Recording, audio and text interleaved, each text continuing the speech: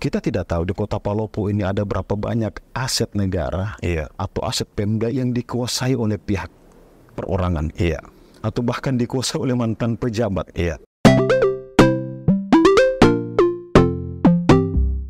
Assalamualaikum warahmatullahi wabarakatuh, Pak Imran Nating. Waalaikumsalam warahmatullahi wabarakatuh. Iya, saya senang sekali nih. Selamat datang di Palopo, selamat datang di Ratona Solusi. Sebelum kita jauh bicara banyak hal, terutama yang saya ingin gali, kebetulan Bapak kan sebagai ketua ALPI, Asosiasi Kurator dan Pengurus Indonesia. Saya mau tanya kabarnya dulu. Gimana kabarnya hari ini? Alhamdulillah, kabar baik. Apalagi berada di Palopo, lebih baik lagi. Ya, oke. Sekarang ada di Palopo. Tanggapannya dulu sekarang, bagaimana melihat Palopo hari ini? Alhamdulillah, kalau kita lihat Kota Palopo sangat luar biasa kemajuannya emangnya. Luar biasa. Fasilitas-fasilitas publik ya dibanding zaman kita dulu sekolah di sini.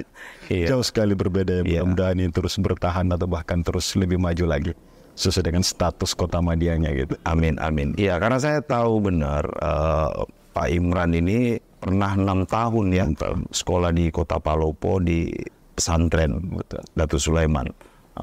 Jadi pastilah banyak hal yang melekat sama beliau tentang Kota Palopo ini. Yang jelas tahun 90-an dibanding dengan sekarang jauh ya perubahan yang terjadi hari ini. Ya, kita senang ya.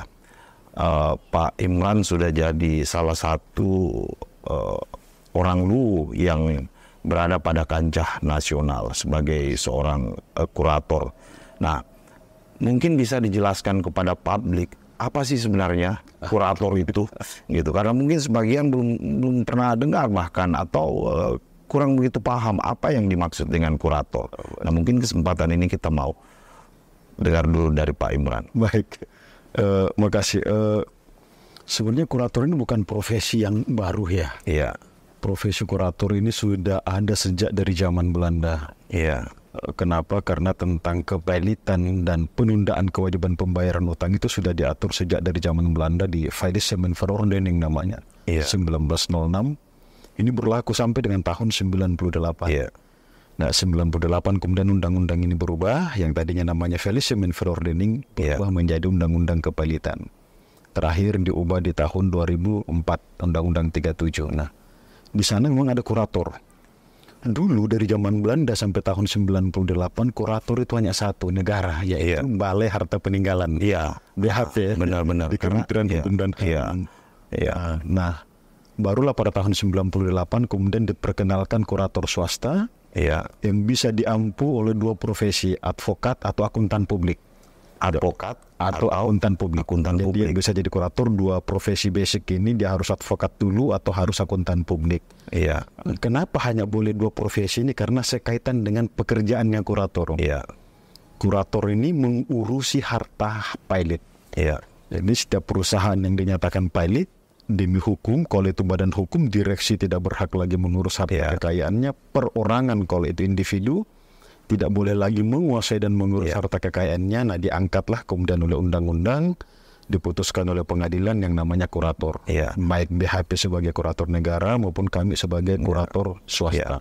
Tetapi untuk penetapan itu kan mesti lewat peradilan dulu ya. Betul. Dalam hal ini peradilan niaga. Benar. Sebelum kita menentukan apakah seseorang ini bisa dinyatakan pilot atau tidak gitu. Nah, yang ingin kita tahu seperti ini juga. Apakah yang bisa dipilotkan itu hanya perusahaan-perusahaan swasta atau termasuk juga BUMN dan BUMD? Bagaimana itu Pak Imran? Undang-undang kepilitan memang hanya membatas hampir semuanya bisa dipilotkan. Yang membedakan hanya siapa yang boleh mempilotkan. Misal kalau itu asuransi, lembaga asuransi, maka yang boleh mempilotkan hanya OJK. Perbankan hanya boleh dipilotkan. Berarti di OJK ada kuratornya juga? Gimana? Hanya sebagai pemohon. Kuratornya tetap kami. Tetap di tempatnya tempat kami atau di BHP yang menjadi kurator. Hanya yang boleh memohonkan pilot. Nah, kemudian kalau BUMN saat ini kami sebagai kurator di Merpati Airlines. Merpati Airlines, salah satu maskapai BUMN, pilot tahun 2022 kemarin, kami sebagai kuratornya. Jadi kalau BUMN bisa dipilotkan, bisa perorangan, bisa BUMD, bisa. Sudah berapa banyak nih BUMN kita yang dipilotkan sampai hari ini? Kalau sekarang kan Merpati ini lagi ditanganin. Saat ini yang berlangsung bersamaan BUMN adalah ada Merpati Airlines, ada Istaka Karya, mungkin sering dilihat kontraktor bangun bendungan, bangun gedung. Istaka Karya, saya lupa ada satu lagi kalau nggak salah Pak Amarta ya, saya mohon maaf saya takutnya salah karena ini akan live nanti.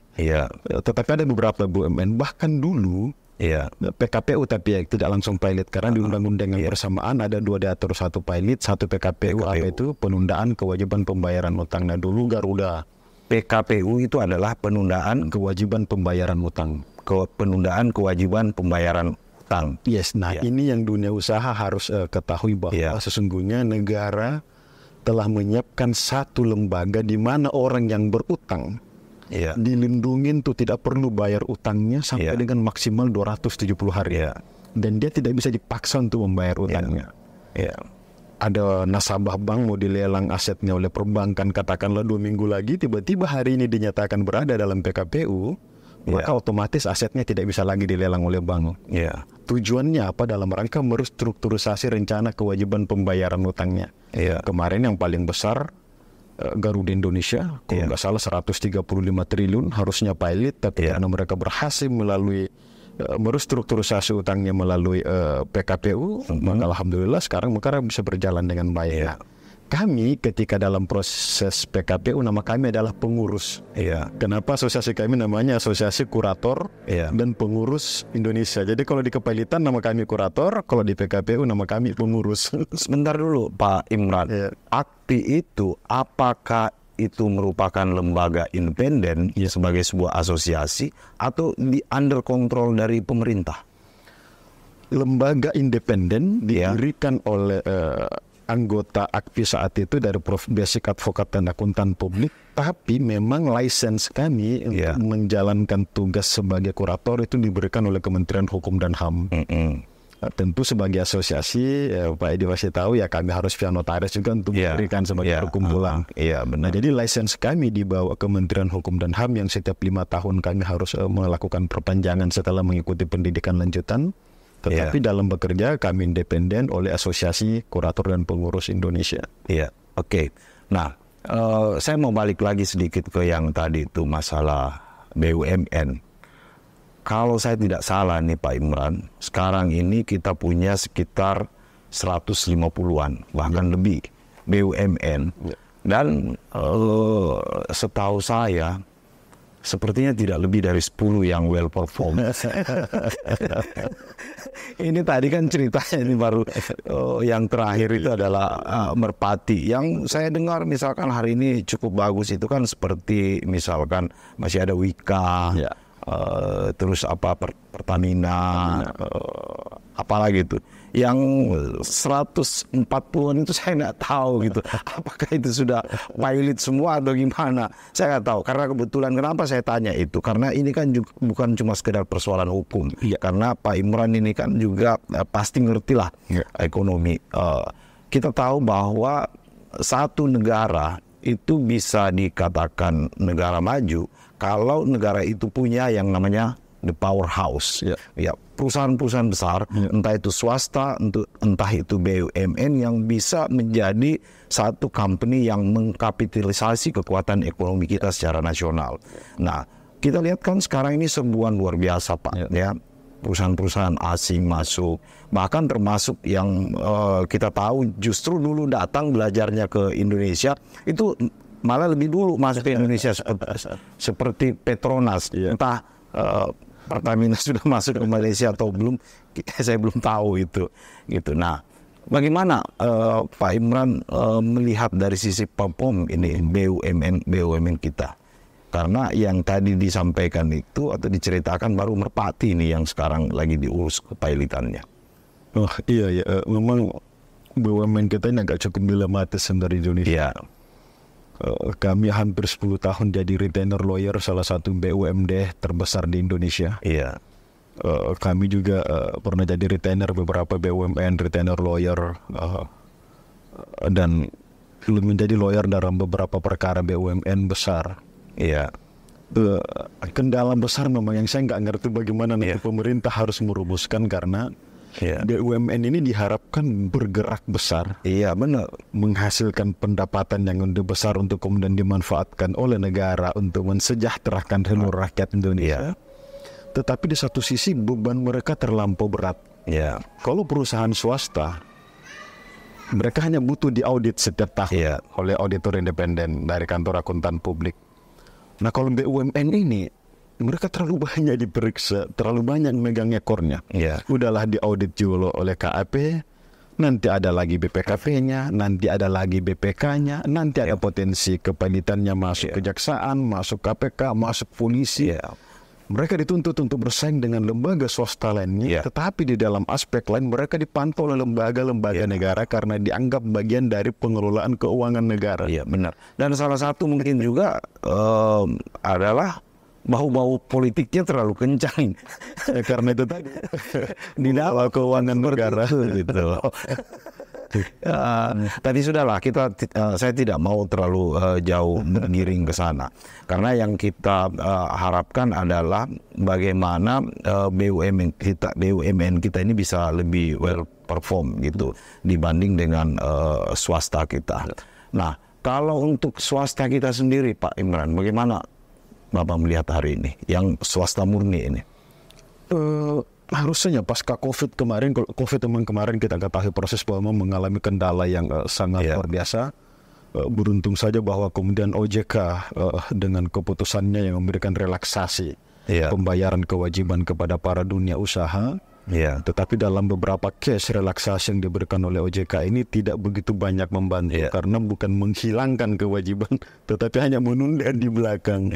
Sehingga kalau mereka tidak bisa mendapatkan keuntungan yang besar dalam 1-2 tahun ini, beban di belakangnya akan tetap besar.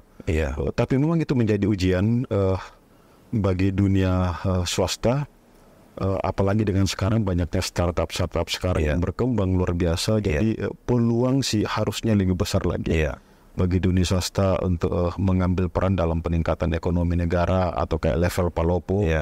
Dunia swasta tentu sangat memiliki peluang yang lebih besar. Iya, benar. Saya berpikir seperti ini.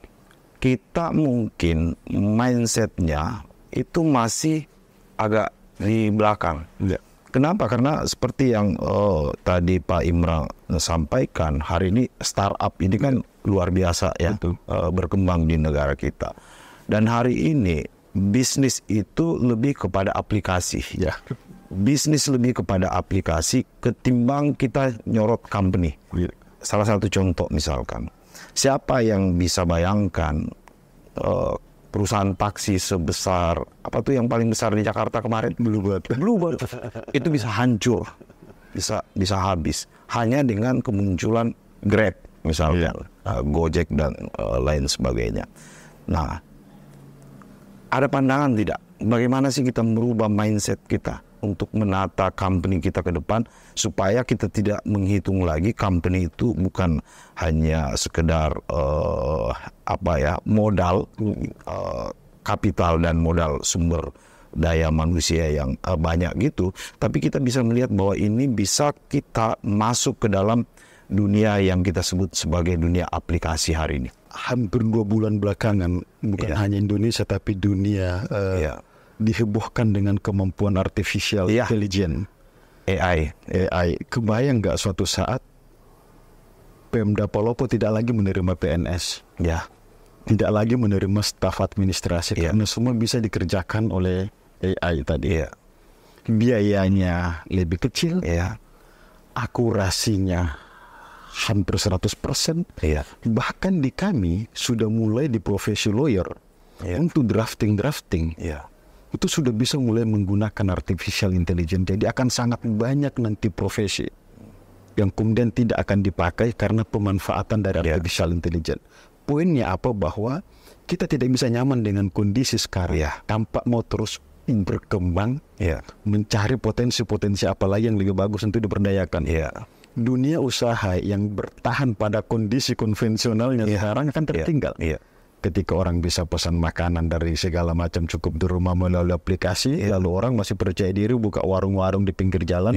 Tanpa misalnya bekerja sama dengan si pemilik aplikasi ini, maka percayalah dia mengandalkan penjualan yang mungkin laku 100 satu hari, dengan warung penuh, dia harus cuci piring, harus mandi keringat melayani orang. Sementara pengguna aplikasi bisa melayani mungkin sampai 300-400 tanpa perlu cuci piring, karena semua gosen modelnya gitu. Jadi kita harus siap dengan perubahan nyaman, kita harus siap dengan perubahan kondisi cara berbisnis.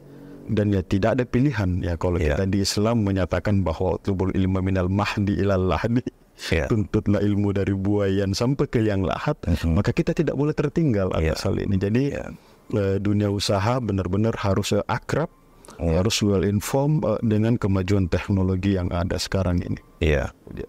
Oke.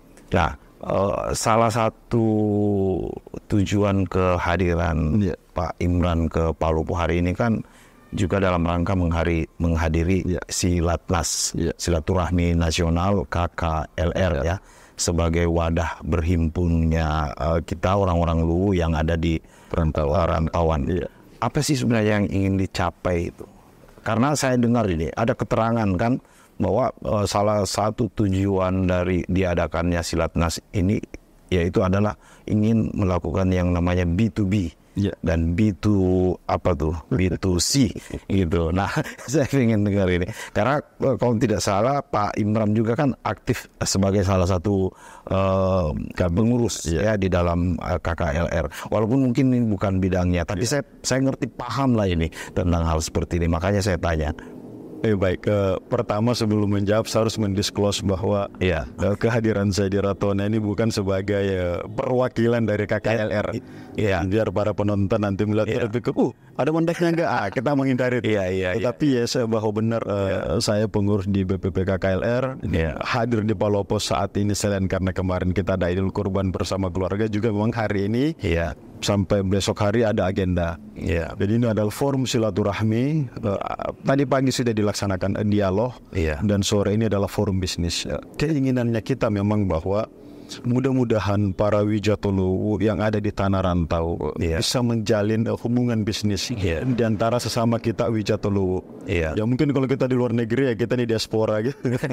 Tapi karena kita masih ada di Nusantara, kayak mana tahu ternyata dengan forum Silatnas yang menghadirkan seluruh wijatulu ini ternyata ada potensi-potensi bisnis yang bisa dilakukan sesama kita. Seperti apa itu? Seperti apa misalkan kita bisa lihat nggak dalam bentuk yang lebih konkret nanti ke depannya, supaya nanti kita nih jujur aja, saya mau hindari yang namanya orang suka nyinyir gitu kan. Nah ini kan bisa saja mereka itu kan politis aja itu. Dan seperti itu banyak orang yang pesimis yang mesti kita luruskan. Betul. Seperti itu Pak Imran. Kita sih berharap bahwa karena kan para wijatulu di tanah rantau ini banyak yang memiliki kapasitas. Tetapi kemudian bukan tidak terpanggil ke tanah Luwu untuk kembali membangun Luwu, tapi lebih mereka tidak ada vehikel mereka untuk kembali ke tanah Luwu, tidak ada forum yang membawa mereka untuk melirik kembali ke tanah Luwu. Maka kalau di tingkat Sulawesi Selatan, di kerukunan keluarga Sulawesi Selatan, hampir setiap selesai Idul Fitri ada namanya forum pertemuan saudagar Bugis Makassar, yang kita tahu persis bahwa di forum itu banyak kemudian menciptakan pengusaha-pengusaha atau bisnis-bisnis baru sesama warga Sulawesi Selatan. Nah, ini baru forum pertama kalinya dilaksanakan oleh kerukunan keluarga Luwu Raya, digagas oleh ketumnya Pak Arsyad Kasmar. Harapan kita mudah-mudahan ke depannya setelah para pelaku-pelaku bisnis wijatulu yang ada di seluruh Indonesia hari ini berkumpul, harapan kita mudah-mudahan kemudian di sana tercipta kerjasama yang efektif. Kalau sampai contoh konkretnya seperti apa saya tidak mengikuti forum tadi, tapi bisa saja kita berandai-andai bahwa sebagian dari kita ada yang pemilik tambang, lalu sebagian dari kita ada yang pemilik bahkan penyedia ratusan sampai ribuan dump truck. Kalau ini bisa bekerja sama, kan si petambangnya adalah orang kita, dia tidak perlu membeli dump truck untuk mengangkat hasil tambangnya, dia bisa gunakan lagi dump truck yang disewakan oleh putra-putra Luwu kita yang ada di tanah rantau. Kira-kira seperti itu, dan banyak usaha-usaha lain yang bisa dipertemukan oleh sesama Wijatulu yang mengikuti forum ini, yang tindak lanjutnya tentunya bahwa kita berharap pasca forum ini bisa ditindaklanjuti, bahwa kemudian ada potensi-potensi politiknya di sana. Kalau itu bertujuan baik, kenapa tidak? Gitu. Iya, benar. Ya kan.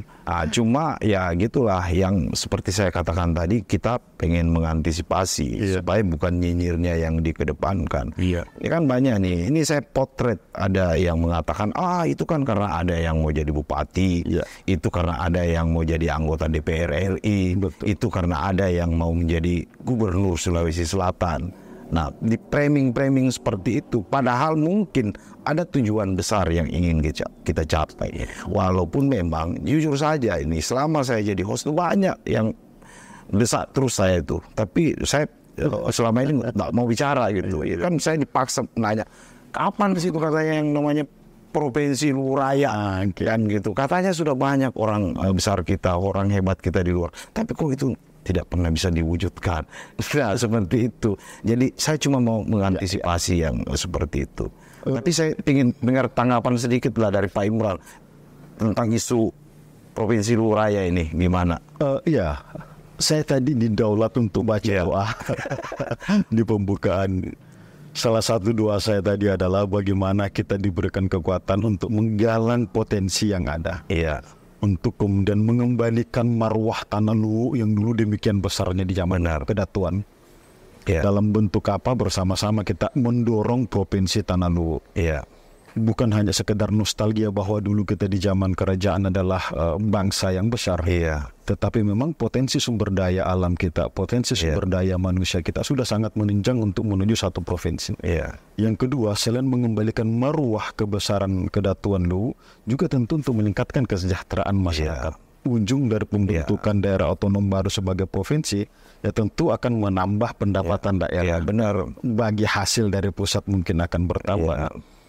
Memang mungkin di awal kesannya orang ini pada mau pencalekan, mau maju pilkada bersamaan. Terlupa memang bahwa ada histori dulu kerukunan keluarga Luwu ini ada dua. Di Makassar ada namanya kerukunan keluarga Luwu Raya, di Jakarta ada namanya kerukunan keluarga Tanah Luwu. Dua-dua punya ketua umum. Ini dulu. Makanya kalau sekarang, alhamdulillah 2021 di Makassar kita bermunas bersama. Dileburlah menjadi kerukunan keluarga Tanah Luwu. Lalu kemudian tahun 2022 kemarin dilantik di Jakarta. Maka memang ini eventnya kebetulan saja pas masuk ke tahun politik. Nah, tapi silakan para pemirsa melihat bahwa inilah yang coba diwujudkan oleh para perantau-perantau yang memiliki itikat baik untuk melihat Tanah Luwu yang lebih maju, dan arahnya memang semua ingin gimana caranya kita bisa menikmati Tanah Luwu menjadi provinsi Luwu Raya nantinya. Amin. Insyaallah. Nah, ini pertanyaan terakhir saya ini. Pemkot di bawah kepemimpinan Pak Yudas ini 10 tahun ini, tinggal 2,5 bulan berhasil. Ada banyak hal yang beliau telah lakukan. Itu kita berikan apresiasi yang cukup besar. Baik itu pembangunan secara fisik di Kota Palopo maupun dari segi ekonomi juga cukup bagus. Kita pertumbuhan ekonominya itu sekitar 5,8%, walaupun belum bisa di atas 6 ya.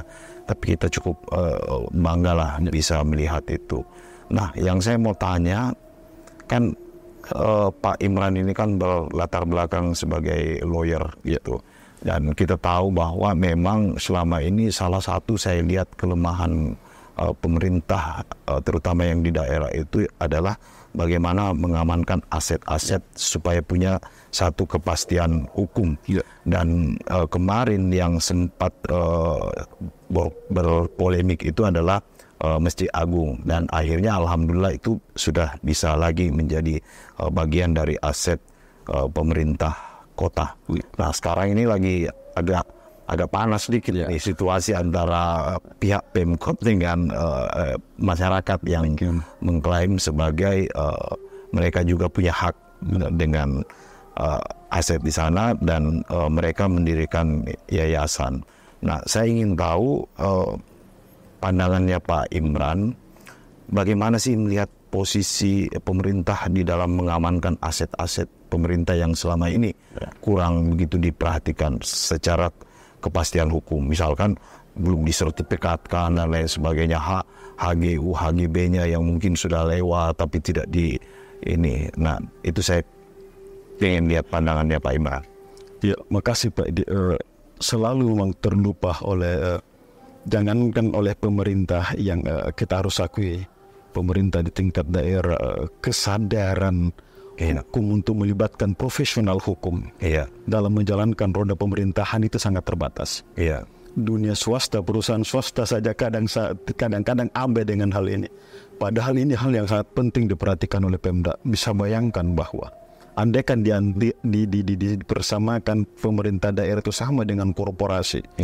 Ini korporasi yang amat sangat besar. Betul. Nah, karenanya tidak bisa dikelola hanya dari sudut pandang politik semata. Penguatan hukumnya harus diperbaiki. Kita tidak tahu di Kota Palopo ini ada berapa banyak aset negara atau aset Pemda yang dikuasai oleh pihak perorangan, atau bahkan dikuasai oleh mantan pejabat. Nah, jadi kami di Jakarta pernah hampir 10 tahun menjadi retained lawyer dari salah satu BUMD terbesar di sana. Salah satu kerjaan kami di situ adalah bagaimana aset-aset yang ada titik singgung bahkan dikuasai oleh masyarakat itu bisa tarik kembali menjadi milik daerah. Jadi tim hukumnya harus benar-benar dirapikan ya Pak Edi Maiseng sebagai notaris senior ya bisalah membantu juga di sana. Jadi yang jelas saya selalu sampaikan hari ini kepada siapapun bahwa yayasan itu adalah private bukan publik gitu. Jadi ketika ada orang yang mengklaim dengan yayasan bahwa itu adalah milik publik, itu saya tidak benarkan berdasarkan apa yang saya pahami menurut undang-undang yayasan. Kecuali kalau perkumpulan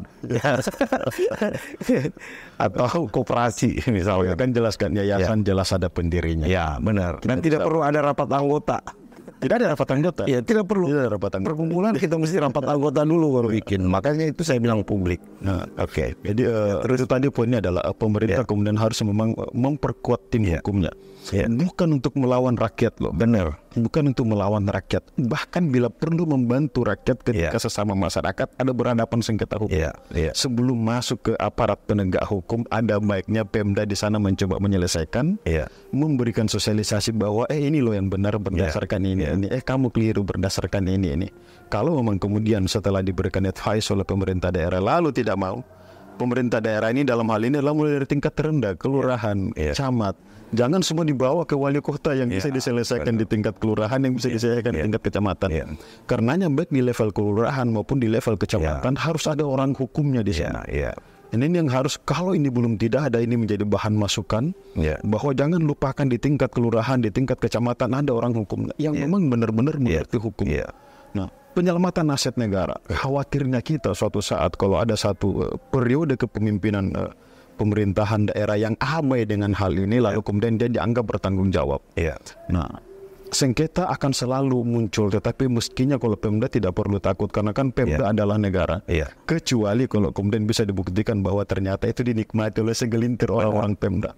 Tetapi sepanjang itu adalah untuk Pemda, maka dengan siapa jangan takut untuk berjuang karena bukan untuk kepentingan pribadi tapi untuk kepentingan daerah yang otomatis untuk kepentingan seluruh rakyatnya Kota Palopo. Dan alhamdulillahnya saya lihat Pak Imran, karena salah satu tugas menyelamatkan aset negara itu kan juga ada di kejaksaan. Betul. Dan saya lihat hari ini cukup sejalan itu untuk mengamankan aset-aset negara yang... Nah, karena Pak Edi udah sebut, nah ini juga yang kemudian alhamdulillah kalau Kota Palopo sudah memanfaatkan itu. Di kejaksaan itu kan ada bagian datun yang berfungsi sebagai pengacara negara. Benar. Nah, ini yang harusnya dimanfaatkan oleh Pemda-Pemda dimanapun berada. Silakan konsultasi dengan pengacara negara. Pengacara negara bisa membantu Anda. Setidaknya sesama negara tidak mahal lah biayanya. Daripada meng-hire kami, bisa mahal nanti biayanya. Oke, Pak Imran, ada mungkin closing statement ini sebelum kita akhiri. Baik, saya tentu berterima kasih Pak Edi Maiseng diundang di forumnya Ratona ini.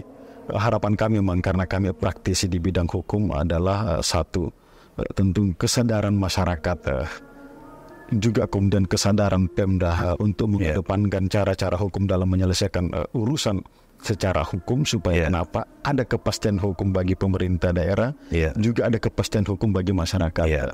penguatan tim hukum bukan untuk melawan rakyat, tetapi semata-mata bagaimana memberikan haknya kepada mereka yang tepat secara hukum.